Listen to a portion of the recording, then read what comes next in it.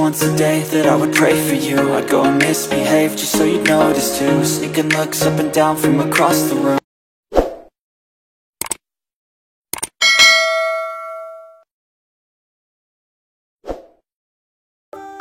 Assalamualaikum warahmatullahi wabarakatuh. Hai, berjumpa kembali teman-teman, adik-adik semuanya ya, masih di channel dari Arif Guru Deso ya, channel pembelajaran kita bersama. Apa kabar semuanya? Semuanya baik-baik ya, semuanya sehat ya. Pak Guru doakan semoga semua senantiasa sehat sehingga tetap semangat dalam belajar.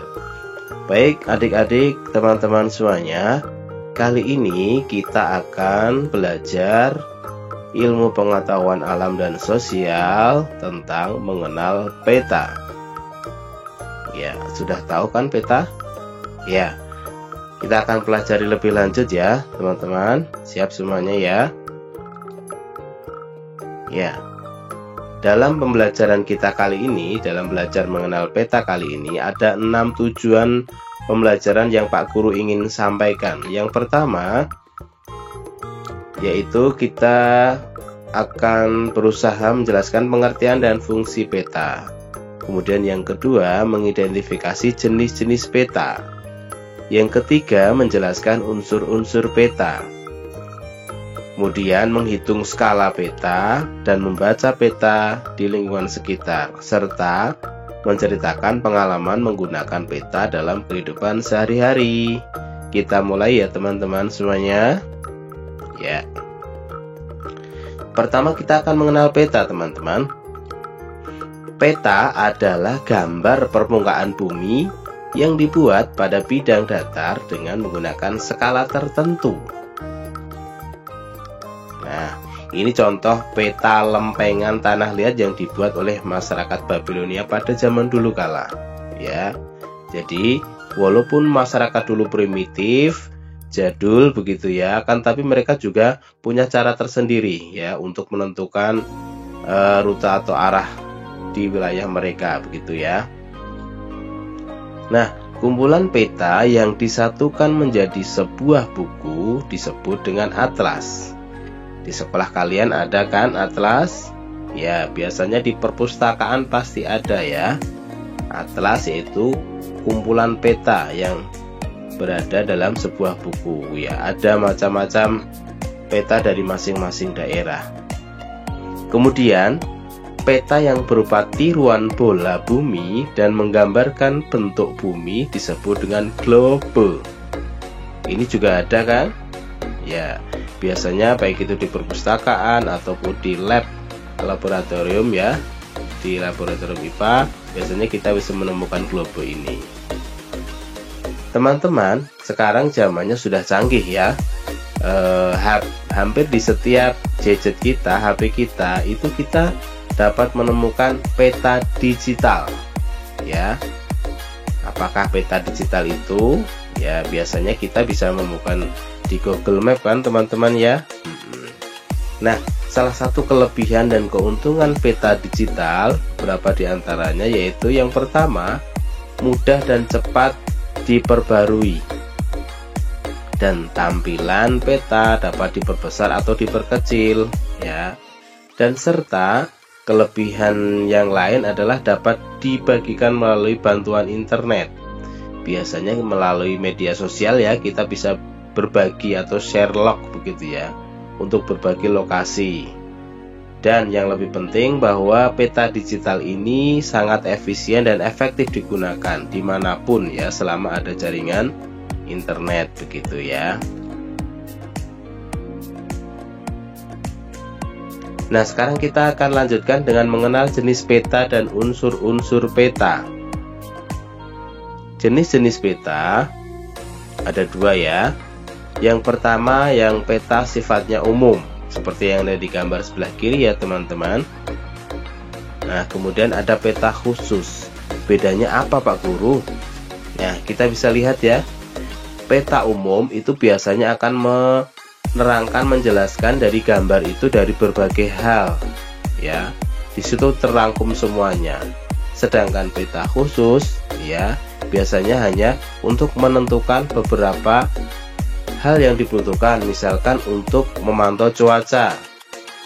Di Badan Meteorologi dan Geofisika biasanya petanya termasuk peta khusus ya teman-teman. Itu contohnya ya. Nah, sekarang kita akan belajar lebih lanjut tentang unsur-unsur peta. Yang pertama yaitu inset. Inset ini adalah miniatur dari peta yang ada di misalkan di atlas ya.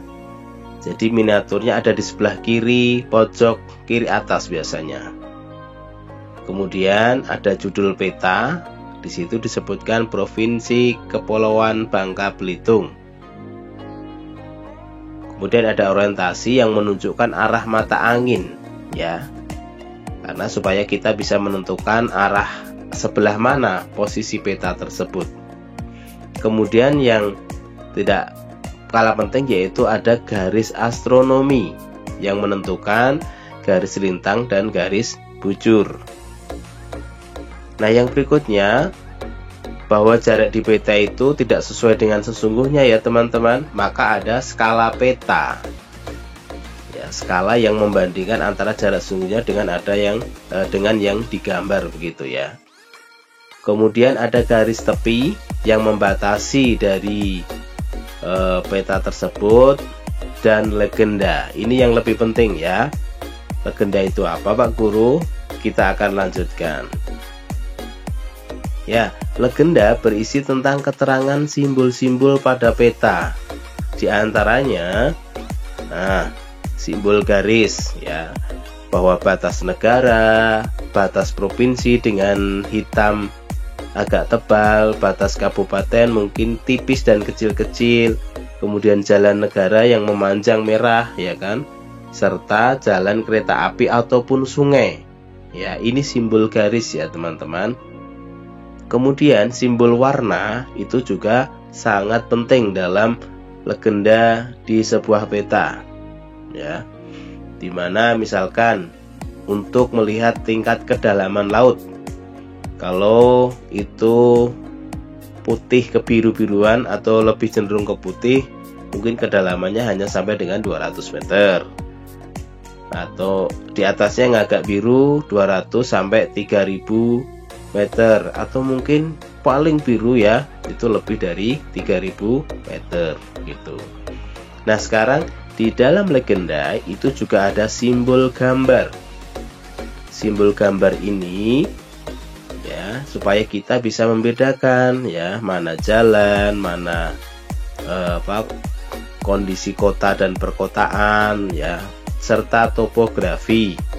Misalkan ada danau, rawa, sungai, gunung berapi, gunung yang tidak berapi atau sudah mati, dan daratan provinsi lain begitu ya. Nah, kemudian teman-teman, ada yang lebih penting lagi, bahwa di dalam peta tadi ada skala peta ya. Kita akan coba jelaskan di sini. Skala peta misalkan tertulis 1:2.500.000. Ini artinya bahwa setiap jarak 1 cm pada peta itu sama dengan 2.500.000 cm, atau apabila dikonversi diubah menjadi jarak kilometer menjadi 25 km. Kondisi jarak yang sebenarnya ya begitu. Nah, skala itu ada dua jenis teman-teman. Yang pertama ada skala garis, dan yang kedua ada skala batang. Skala garis biasanya digambarkan dengan garis-garis yang berwarna merah. Sedangkan skala batang ya, namanya aja batang ya, ini berarti berbentuk batang-batang, misalkan 0 sampai dengan 1, 1 sampai dengan 2 begitu ya. Ini untuk menunjukkan posisi atau jarak pada peta dengan yang sebenarnya begitu. Ya, mungkin sampai di situ teman-teman. Nah, sekarang kita coba belajar membaca peta ya. Anak-anak, adik-adik semuanya bisa mencari, serta teman-teman semuanya bisa mencari atlas di masing-masing di sekolah kita, baik di perpustakaan ataupun di kelas kita ya. Mungkin sampai di sini dulu untuk pembelajaran kita dalam mengenal peta. Semoga ini bermanfaat bagi kita teman-teman, baik di sekolah maupun di rumah, terutama kita aplikasikan dalam kehidupan sehari-hari. Terima kasih, jangan lupa untuk tetap like, komen, dan subscribe. Mas Siri, Yani Arif, Guru Desa. Terima kasih, sampai ketemu lagi pada pembelajaran yang lain. Wassalamualaikum warahmatullahi wabarakatuh.